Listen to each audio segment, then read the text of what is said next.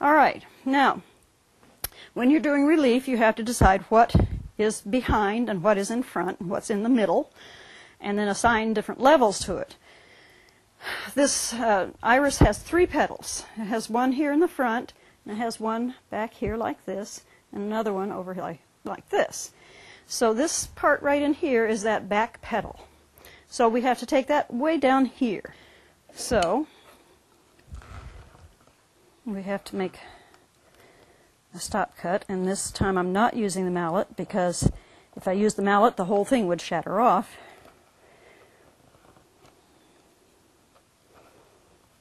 And making gentle cuts here. And please notice that I've got both hands on the handle. Both hands on the handle. Need to get a little more background out here.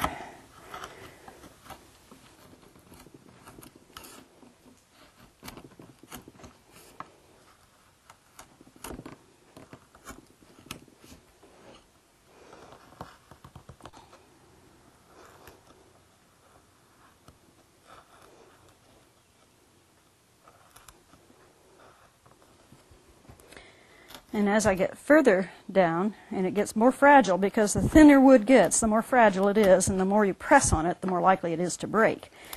So I have to be just a little more gentle as I go further down.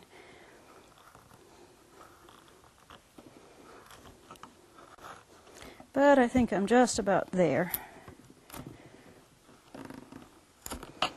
Now these petals kind of cup around, so I have to leave the outer edge out a little bit.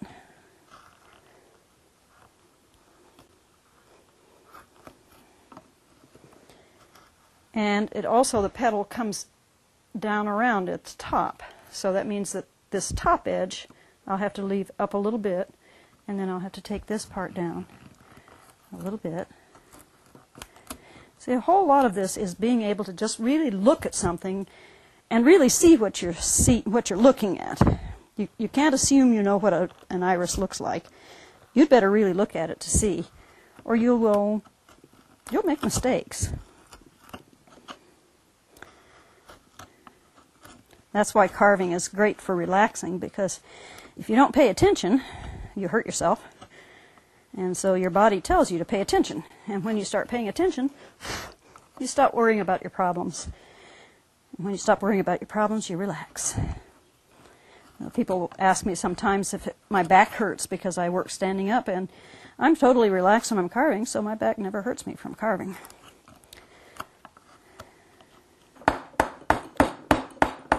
It's going to be this front petal. Now at this time I'm using the veiner. I'm basically bosking out. This petal sticks out like this and goes back in and goes back this way. So I'm going to have to, well, let's see.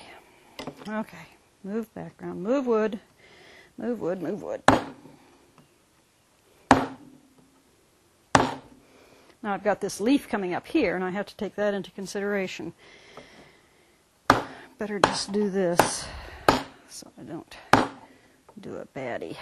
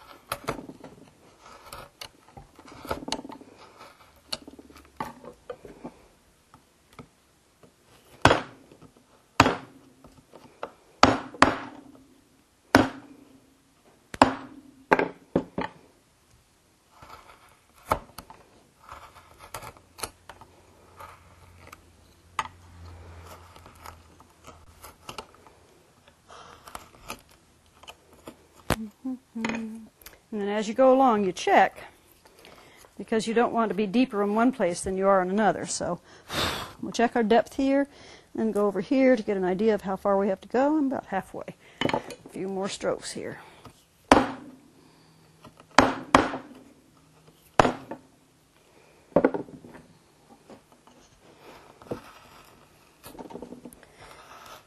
You notice that this area is more constricted, so it'll be a while before I can use my bigger bent gouge to get in here. All right, we'll try and see if we can get in here.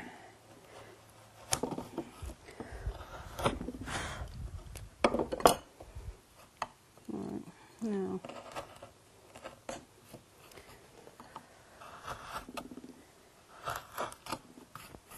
And once again, we check our depth. Almost there in this part. Another 1/8 of an inch to go, but this, another 1/4 inch to go.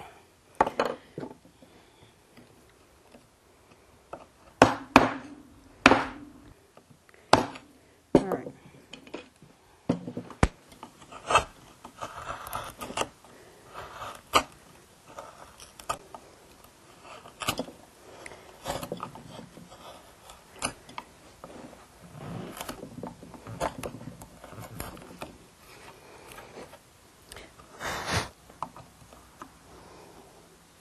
That's pretty close. So now we'll clean to the design line. Now that sound right there, that zip sound, brings joy to a carver's heart because it means the tool is sharp and it's just zipping through the wood. Dull tools will ruin your pleasure in carving because it makes for hard work, little results, and it makes the wood crush. So it isn't a nice clean cut. So unfortunately, if you're going to be a wood carver, you have to learn how to sharpen tools. When I first started carving, I said, I'm going to become rich and famous and hire someone to sharpen my tools for me. But eventually I found out that nobody else could sharpen them the way I liked them. So I had to learn to do it myself.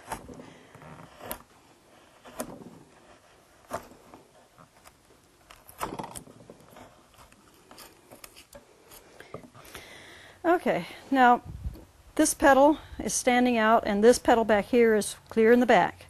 So I'm going to have to move this wood out in here. And now I'm going to use an X-Acto knife because we're into a very small area.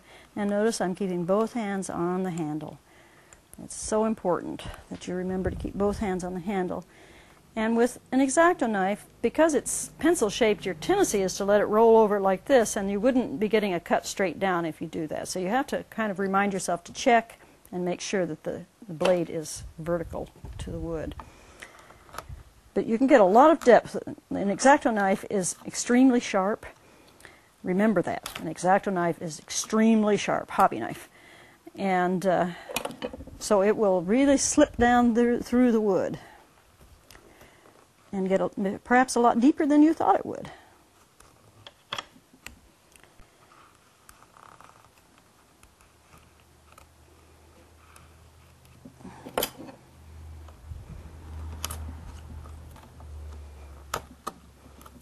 Now you have to remember that here I think I'm going to need my 3mm baner. Get in here like this, and here.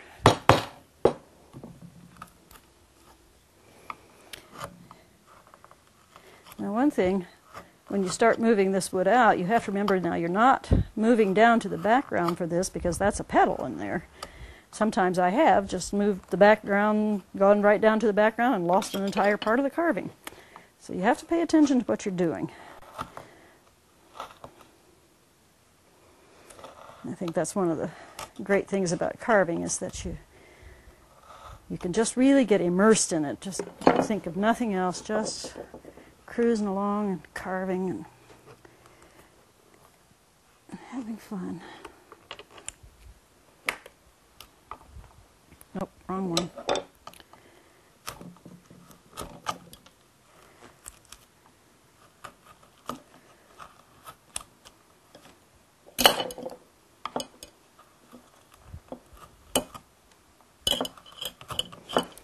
Alright, now I'm going to leave that for now.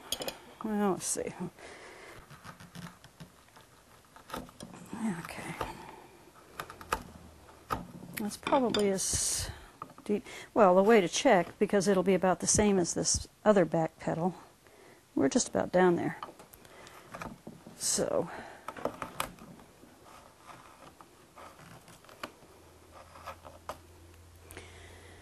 now we have to look. I've cleaned to the design line, but I have to check. I notice that this is not straight down. So when I take this edge of the petal back, it will actually work its way out a little. So we have to go in here and clean to going straight down. Now this little edge of the petal here is going to be the farthest back. So we're going to use a big veiner to take that back. And remember, I could have done this cut with just an X-Acto knife and the one gouge. You accumulate more and more tools as you realize how much easier it is to have a specialized tool, but you don't have to have it. Now we're going to take this part of the petal back. Now I have to remember, see, I almost forgot that this part of the design here, this is called a bearded iris, because this part right in here is a little fuzzy thing. So what I'm going to do is define that there. And also this petal goes, this petal is in front and the petal I'm carving goes right behind it like that. So this part has to come down. It's all visualization. You have to think, what's happening here? What goes first? What goes in front? What goes behind?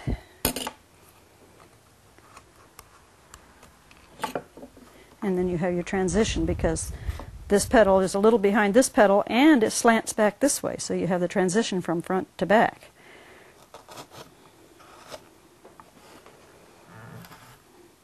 So you want the front edge to come out, but the rest of it has to go back.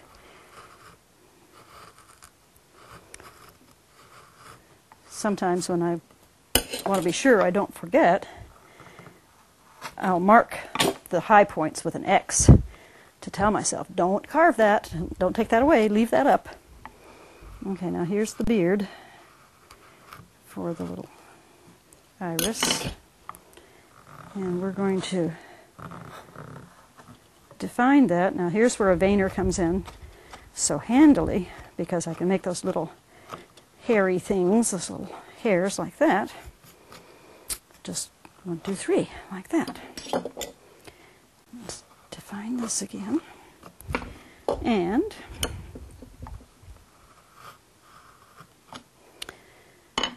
it is also rippled. So we're going to make the ripples this way. Again with the veiner. Now you need to shave off, you can sand off pencil marks, but it's a long, tedious process, and you lose a lot of detail when you sand like that, and it fuzzes. The little hairs stand up. So I prefer to shave off. And since I brought it down a little bit, then I will just put those little ripples in again, like that. Now that I've shaped this petal and laid it back the way it should be, therefore we want to undercut it to make it look very, very thin, petal thin. So you have to start shaving work out from underneath. Now this flower will probably take me about 5 hours to finish, to get all the petals in, all the background removed, and the leaves put in, and so forth. And a lot of people want to know how I price, and if I can make a living at this, and so forth. And what most people don't realize is that when an artist is creating something, they also have to run a business. And that the business end, they're not paid for that. They're only paid for the art that they create.